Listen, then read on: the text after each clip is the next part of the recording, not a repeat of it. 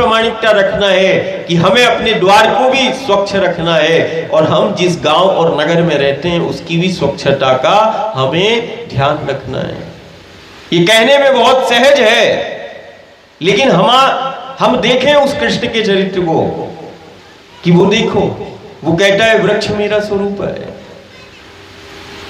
परमात्मा और ईश्वर को किसी ने नहीं देखा, यदि देखा है और परमात्मा और ईश्वर हमने उसको बोला है जो जीवन शक्ति का संचार कर दे, जो प्राण शक्ति का संचार कर दे, वो परमात्मा है, वो ईश्वर है। हमने उसको ईश्वर कहा जो प्राण शक्ति का संचार करता है, जीवन शक्ति देने वाला। और साक्षात परमात्मा का और ईश्वर का स्वरूप वो वृक्षों के रूप में है जो प्राण शक्ति का संचार करते हैं। ज्ञानी उसको ऑक्सीजन बोलेगा, हवा बोले, ऑक्सीजन बोले, लेकिन ऑक्सीजन तुम्हें देने वाला, प्राण शक्ति देने वाला ये वृक्ष ही है। और जो प्राण शक्ति को दे सकता है वही तो परमात्मा और ईश्वर का साक्षात स्वरूप है, साक्षात स्वरूप है। इसीलिए और एक देखना, प्राण शक्ति का संचार भी कर रहा है और वही वृक्ष जीवन शक्ति को धारण कर रहा है, वही मिट्टी को पकड़े हुए है और वही जो है वो जल का संग्रहण भी कर रहा है। तीन काम एक साथ कर रहा है, वायु, जल और मिट्टी। इन तीनों के साथ हमारा गहरा संबंध है। बिना वायु के संभव नहीं जीवन, बिना जल के संभव नहीं, बिना मिट्टी के संभव नहीं। जल, मिट्टी, हवा, ये तीनों का सिर्फ एक, वो है पेड़, वो है वृक्ष, वो है पहाड़। गुरु गोविंद ने बोल दिया ये हमारा स्वरूप है। विचार करना, राम कथा, वही राम है जो वन में रहते हैं और वन में रह के बने हैं राम। वन में रहकर बने हैं राम, महलों में रह के नहीं, वन में रहकर बने हैं राम और मर्यादा पुरुषोत्तम कहलाए हैं राम। वन में रहकर, वन में रह के जीना सिखाया, वो मेरा राम है। कामतगिरी से प्रार्थना करने वाला वो मेरा राम है। गोवर्धन का मान बढ़ाने वाला मेरा राम है। कभी माटी का मान बढ़ाता है, कभी गोवर्धन का मान बढ़ाता है, कभी जमुना जी के तीरे, कभी गंगा के तीरे, कभी सरयू के तीरे। मेरा गुरु, मेरा गोविंद बहुत धीरे धीरे वो लीला करता है उसके तीरे और सबसे बेहतर जीवन और सबसे सुरक्षित जीवन के वो सूत्र देता है। वो गंगा यमुना के पथ पे चल के उसने जीना सिखा दिया और सिर्फ जीना ही नहीं सिखाया, उसी पथ पर चल के वो जीव का, जगत का कल्याण करता है। उसी पथ पे चल के कि तुम इस पथ से जुड़े रहना, तुम माटी से जुड़े रहना। खूब राम का चरित्र, कृष्ण का चरित्र वो हमारा आधार है, वो सत्य है। लेकिन हमें आज ये स्थिति पे कहना पड़ता है कि हमें समाज को, खुद के चरित्र को देखना पड़ेगा। कब तक? देखो बद्रीनाथ, केदारनाथ में भीषण आपदा का केंद्र, जहां परमात्मा और ईश्वर जहां साक्षात है, भीषण आपदा के केंद्र हैं बद्रीनाथ, केदारनाथ, गंगा के तीरे, यमुना के तीरे। देखो, जरूरत और व्यवस्थाओं के नाम पर हमने दोहन और शोषण करना चालू कर दिया उस मां के आंचल का। देखो, अब तो मां के आंचल पर ही घर बनाना चालू कर दिए। हम अपनी जरूरत और व्यवस्थाओं में हम इतने अंधे हो गए, जैसे किसी ने कल्पना नहीं की थी। बद्रीनाथ, केदारनाथ में भीषण आपदा, गांव के गांव, जैसे द्वारका की तर्ज पर गांव समाप्त हो रहे, नगर समाप्त। कितना भगवान ने बनाया वो नगर द्वारका। क्या कारण था द्वारका का अस्तित्व खत्म हो गया उस नगर का? प्रवृत्ति के कारण, गलत आचरण के कारण, गलत जीवन शैली के कारण, प्रवृत्ति के कारण भगवान की बनाई नगरी का अस्तित्व खत्म हो गया। अभी हम पिछले वर्ष जगन्नाथपुरी में थे, द्वारका, जगन्नाथ। तो जगन्नाथपुरी में, उड़ीसा में है पुरी। और जब गांव घर परिवार हमें भ्रमण करा रहा था तो वो परिवार उड़ीसा का हमसे बोल रहा था कि दादा यहां पर एक गांव था। मैंने कहा अब कहां है? बोले समाप्त हो गया। द्वारका की तर्ज पर वो गांव जलमग्न हो गया। जिस समय हम तुमसे बात कर रहे हैं और जिस समय तुम हरि का चिंतन कर रहे, कृष्ण का चिंतन कर रहे हो, उस समय देश और दुनिया के कई गांव और कई नगर का अस्तित्व खत्म हो चुका है। और जिस समय हम कृष्ण का, हरि का चिंतन कर रहे हैं, उस समय कई जीवन संकट में हैं। संकट मंडरा रहा है, आपदा के रूप में, संक्रमण के रूप में। ये आपदा और संक्रमण के दौर में कृष्ण का और राम का वो चरित्र है जो हमें बता रहा है कि इस आपदा और संक्रमण के दौर में हमें कैसे अपने जीवन को जीना है। ये ही राम का, कृष्ण का सबसे बड़ी सेवा हो जाएगी। अभी अगले महीने अभी जन्माष्टमी आएगी, जिस कृष्ण का हम चिंतन कर रहे हैं। जन्माष्टमी में खूब शोभा यात्रा होगी, उमंग उत्साह, हम उत्सव मनाएंगे, ठाकुर जी का उत्सव। निश्चित मान के चलना, ये जन्माष्टमी में जब कृष्ण जन्मोत्सव तुम मनाओ, तो उसी हरि और उसी नारायण ने कहा कि वृक्ष मेरा स्वरूप है, जिसके लिए वो प्रकट हुआ, कम से कम उस जन्माष्टमी सार्थक हो जाएगी। वो धरा के लिए, वो धेनु के लिए। और कभी वो नर्मदा के तीरे, कभी यमुना के तीरे वो आया। कम से कम इनकी सेवा यदि अपने जीवन में हम धारण कर सके, तो निश्चित रूप से मान के चलना कि वास्तविक कृष्ण को तुम प्रकट कर लोगे, यदि तुम्हारे जीवन में मां की सेवा हो गई। यदि तुमने मिट्टी को बचाने का प्रयास कर लिया, इसकी स्वच्छता और पवित्रता का तुमने सेवा का व्रत ले लिया, उसी गोविंद की यमुना और गंगा और उस नदियों के संरक्षण और संवर्धन में तुमने अपना योगदान दे दिया, और यदि कृष्ण जन्म में तुमने यदि अपने घर और गांव में यदि एक पौधे को लगा दिया, तो तुम समझना कि ये जन्माष्टमी सार्थक हो जाएगी। धरती, ये धरती हरि की है, हरि की धरा है, हरि कर लो और हरि से मिल लो। सबसे अच्छा सूत्र है, हरि की धरा है, हरि कर लो, हरि से मिल लो, विधि से मुक्त हो जाओ। कम से कम जन्माष्टमी लाखों कृष्ण भक्त हैं, करोड़ों कृष्ण भक्त हैं। आज सबसे बड़ी धरती की सेवा हो जाएगी। जिस धरा के लिए कृष्ण का अवतार हुआ, वो धरा आज तुमसे मांगती है कि तुम भले तुम मूर्ति का पूजन करना नहीं करना, वो पाठ तुम अपने दीवाल में चिपकाना नहीं चिपकाना। कारण कृष्ण जन्म में एक पाठ मिलता है बाजार में, वो पाठ जो है वो हर एक दीवाल में हम घर की चिपका देते हैं। तुम इस बार पाठ चिपकाओ या ना चिपकाओ, लेकिन एक पेड़ जरूर लगा देना। ये सबसे बड़ी गोविंद का मान भी हो जाएगा और धरती का मान भी हो जाएगा। करोड़ों कृष्ण भक्त हैं, और यदि एक पौधे को, एक पेड़ को एक कृष्ण भक्त लगाता है, तो आज हम मिट्टी को बचा लेंगे, अपनी धरती को, अपनी मातृभूमि को बचा लेंगे। जिसके कारण कृष्ण का अवतार होता है, वो कृष्ण जिसके कारण आता है, वो यही धरा है, यही धरा है। और जन्माष्टमी में जैसे पाठ हम दीवालों पे चिपकाते हैं, वैसे तुम पेड़ों को अपनी गलियों में और घर के द्वार पे तुम लगा देना। निश्चित मानना ये कृष्ण का सबसे बड़ा मान हो जाएगा।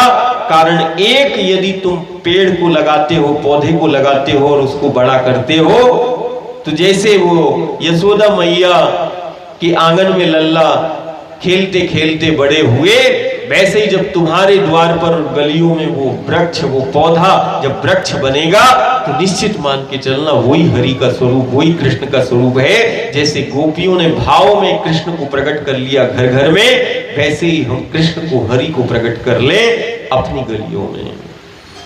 सबसे बड़ी धरती की सेवा हो जाएगी, माटी की सेवा। एक वृक्ष लगा लेना, एक पौधा लगा लेना।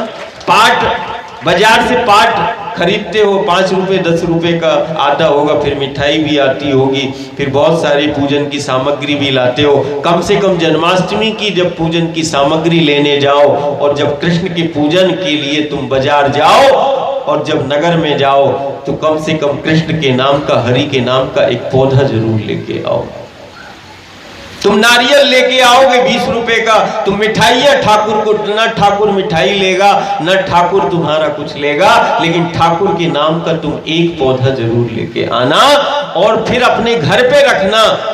जैसे माँ को तुमने देखा तुलसी के पौधे से वो प्रार्थना करती है, वैसे ही वो ठाकुर का जीवंत प्रतीक समझना कि तुम जाओ बाजार जाओ और जब जन्माष्टमी का पूजन और सामग्री लेने के लिए जाओ तो तुम अपने द्वार से निकलना उस ठाकुर को लेने के लिए जाओ जो वो वृक्ष के रूप में है, पेड़ के रूप में है, जो नारायण और ठाकुर कहता वृक्ष मेरा स्वरूप है। तुम साक्षात वृक्ष के रूप में तुम इस बार जन्माष्टमी में अपने द्वार पर अपने ठाकुर को लाना, जैसे साक्षात गोपियों ने पाया वैसे ही तुम जो है अपने घर में साक्षात हरि के नारायण के स्वरूप को लाना।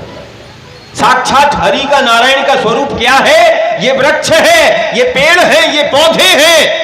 तुम कोई सामग्री लाओ न लाओ, तुम नारियल लाओ न लाओ, मिठाई लाओ न लाओ, लेकिन इस बार जन्माष्टमी में वो हरि के नारायण का जब प्रकट उत्सव हो तो साक्षात हरि की नारायण की तुम मूर्तियां लाना।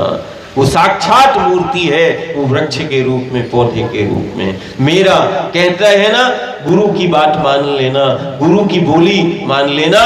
निश्चित है डॉक्टर की गोली अब तो वो असर नहीं करती, डॉक्टर की गोलियों का चक्कर मिट जाएगा, हमारे द्वार संक्रमण और आपदाओं से मुक्त हो जाएंगे।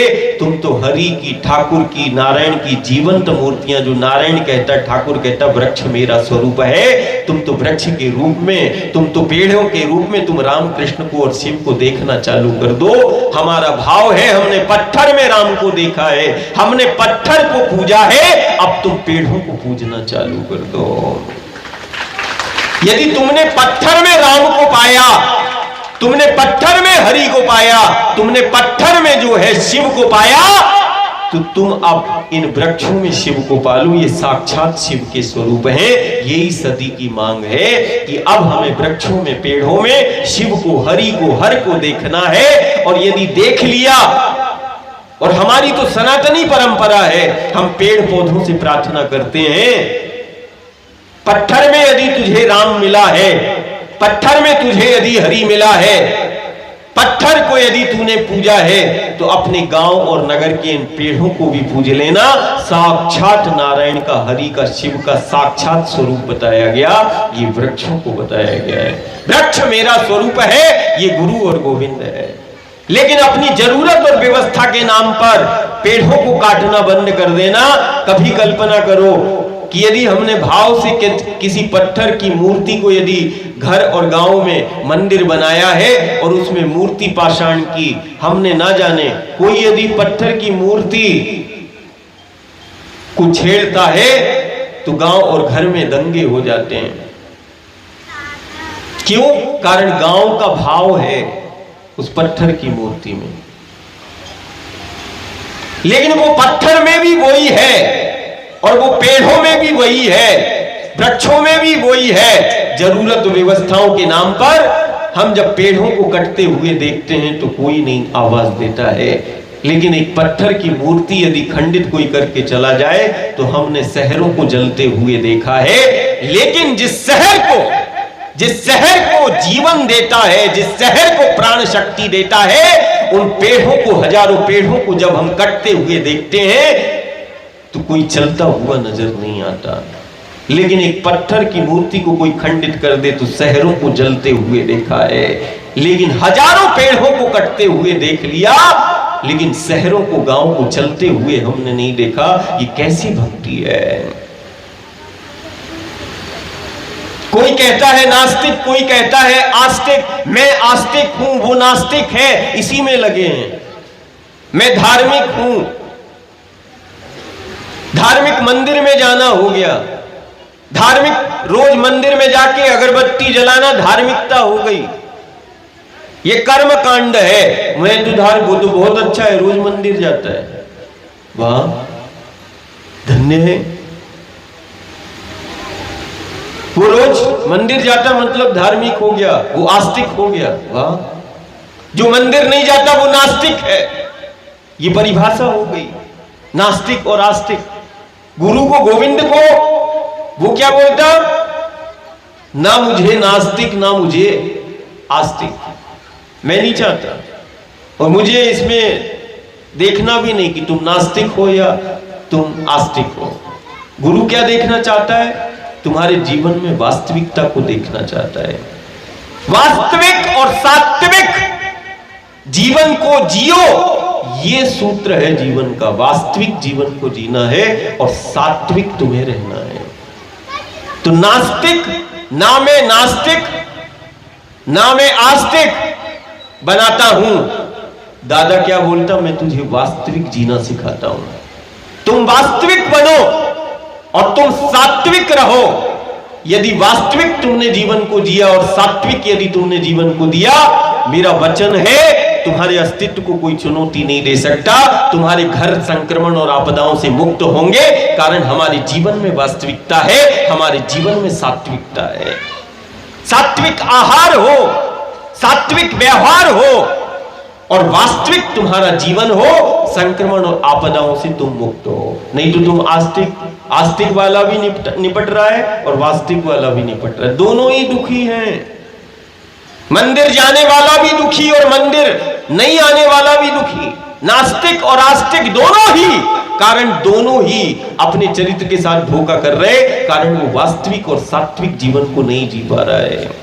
तुम्हें वास्तविक जीवन को जीना है, तुम्हें सात्विक जीवन को जीना है। वास्तविक रहो, सात्विक रहो, निश्चित मान के चलना, यही सफल जीवन के सूत्र हैं। वास्तविक बनो। तुम जो हो और जो तुम बनना चाहते हो, तुम वैसी वास्तविकता से चलो, वास्तविक रहो, वास्तविक जीवन को जियो और सात्विक तुम आहार करो। आहार और व्यवहार तुम्हारा सात्विक हो जाएगा समाधान। तो मैया घर और परिवार, मैं तो वो पागल तुम्हारे गांव और घर में बैठा हूं जो अन्न का दाना भी नहीं लेता, लेकिन आज मैं कहता हूं और हमेशा कहता हूं कि जिस राम और कृष्ण का तुमने चिंतन किया है, जब वो जन्माष्टमी अभी अगले मास है, जब बाजार तुम जन्माष्टमी की पूजन सामग्री लेने जाओ, जब बाजार में वो कृष्ण की छवि लेने के लिए जाओ, वो चित्र लेने के लिए जाओ, तो कृष्ण का चरित्र चिंतन कर लेना। उसी नारायण, उसी कृष्ण ने कहा है, वृक्षों को, पेड़ों को उसी नारायण ने अपना स्वरूप बताया है। तुम चित्र लेके नहीं आना, तुम तस्वीर लेके नहीं आना, जीवंत जो मूर्ति है वो एक पौधा लेके तुम आ जाना, वो कृष्ण को ले आना तुम अपने द्वार पर, इन वृक्षों को ले आना। और जैसे पाठ को और मूर्ति को तुमने घर में रखते हो और पूजते हो, वैसे ही अपने घर द्वार में, आंगन में, गली मोहल्ले में उस जन्माष्टमी के दिन जैसे मंदिर में मूर्ति की प्राण प्रतिष्ठा करते हो, ठीक वैसे ही उस कृष्ण को अपने द्वार पर प्रकट कर लेना। वो सबसे बड़ी, करोड़ों कृष्ण भक्त हैं, सबसे बड़ी धरती की सेवा हो जाएगी, सबसे बड़ा कृष्ण का मान हो जाएगा। जन्माष्टमी में पाठ और मूर्ति लेके मत आना। जन्माष्टमी के पहले या उस दिन जो है एक पौधे को जरूर लेके आना कि आज घर से हम तब निकल रहे कि आज हम अपने ठाकुर की जीवंत मूर्ति को लेके आएंगे। आज हम ठाकुर को लेके आएंगे, गोविंद को लेके आएंगे, लेकिन चित्र में नहीं, मूर्ति नहीं, साक्षात मूर्ति को लेके आएंगे। कारण मेरे गुरु और गोविंद ने कहा कि वृक्ष मेरा स्वरूप है, मेरा नारायण कहता है, इसलिए नारायण की ये मूर्ति है, शिव की मूर्ति है, हरि की मूर्ति है। यही कर लेना, बहुत सारे आपदा और संक्रमण से मुक्ति आ जाएगी, मुक्त हो जाएगा। गौ है, गौ की सेवा का व्रत कर लेना, गौ को पूज लेना, लेकिन प्रतीक नुमा मत पूजना कि तिथि आई, त्योहार आया, या हम किसी मंगलवार शनिवार को आए और गौ को पूज लिया। और जब तुम अपने जीवन क्षेत्र में हाईवे पे जाते हो या सड़कों पे जाते हो, जब पूरा कचरा और गंदगी खाती है, जब तुम अपने घरों पे विश्राम करते हो, तब वो गायें जो है रोडों पर घूमती रहती हैं। यदि किसी गांव और नगर में ध्यान रखना, यदि गौ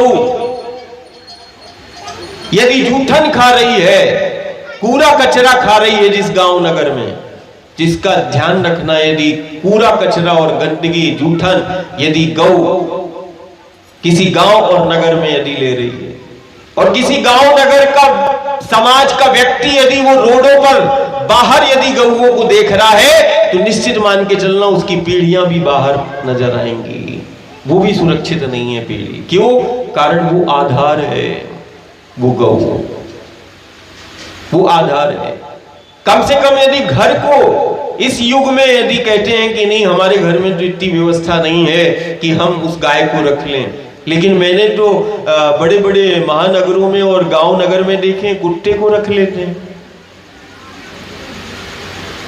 और उस पर 10,000, 20,000, 50,000 का वो करते हैं। कई जगह हम जाते हैं, बोले क्या दे, तो बोले कि नहीं, यदि हम बात उसकी नहीं है स्वान की कि नहीं उसको हम वो नहीं, आप पालो, प्रत्येक जीव का मान हमारी सनातनी संस्कृति परंपरा कहती, प्रत्येक जीव का मान। हम तो चींटी का, हाथी का, घोड़े का, सबका पूजन करते हैं, सबका पूजन करते हैं, स्वान का भी करते, भैरव का वाहक, बात वो नहीं है। लेकिन जो गोविंद का आधार है कि बिना गौ, यदि गौ का चरण यदि है तो समझना कि गोविंद की कृपा है। धीरे धीरे वो चरण भी गांव नगर से विलुप्त से होते जा रहे हैं।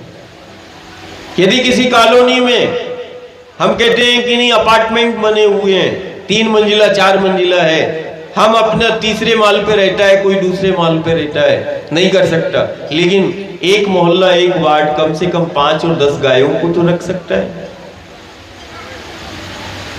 यदि एक कॉलोनी यदि 2-5 गायों को रख ले, चलो घर घर में नहीं, एक है, और एक घर घर में नहीं रख सकते, लेकिन समूह में रह के तो हम रख सकते हैं, सगुण उपासना हो जाएगी, तो गौओं का मान, गोविंद का मान हो जाएगा। खूब अच्छा उमंग उत्साह से कि नहीं ठाकुर जी का चिंतन, हम तो उस मां नर्मदा को है या उसको हम जीने का प्रयास कर रहे हैं, और वही लीला राम और कथा की बार बार है कि नहीं वन में रहे हैं तो वन को भी बचाना है, और यदि सरयू और गंगा के तट पे यदि राम मिले हैं तो सरयू और गंगा को भी मान देना है, उसके संरक्षण संवर्धन में भी काम करना है। यही हमारी प्रार्थना है। कारण कुछ हो ना हो, जल, मिट्टी और हवा तो होना चाहिए, जिसके लिए हम जी रहे हैं। एक आहार नाल में एक अन्न का दाना नहीं, उसके बाद हम 1000 दिनों से भ्रमण कर रहे हैं। ये माँ की जीवंतता है कि कुछ हो ना हो, सत्य तुम्हारे जीवन में हो, वो नर्मदा का जल हो, गंगा का जल हो, हमारे पास माटी हो, शुद्ध वो हवा हो, हमारे जीवन को कोई खतरा नहीं है। बड़े उमंग उत्साह के साथ गुरु गोविंद की लीलाओं का रसपान हमें करते रहना है, लेकिन जो गोविंद की लीला है उसको आत्मसात भी करना है कि यदि उसने लीला की है तो वो हमें क्या बताना चाहता है। वही गुरु प्रिया ने समझाने का, बड़ी सहजता के साथ समझाने का प्रयास किया कि प्रकृति की निकटता में, उस धरा और धेनु की जीवंतता में, कारण राम कृष्ण या परमात्मा ईश्वर जब भी आया वो धरा पर केंद्रित है, धेनु पर केंद्रित है, गंगा यमुना नर्मदा पर केंद्रित उसकी लीला है। वो वृंदावन में लीला करता है, वनों में रहता है, पेड़ पहाड़ों को वो अपना स्वरूप बताता है। तो कम से कम जिसकी लीला केंद्रित है, जिस पर हम उसका भी मान कर लें, तब भी ये बहुत बड़ी साधना हो जाएगी, बहुत बड़ी सेवा हो जाएगी। ये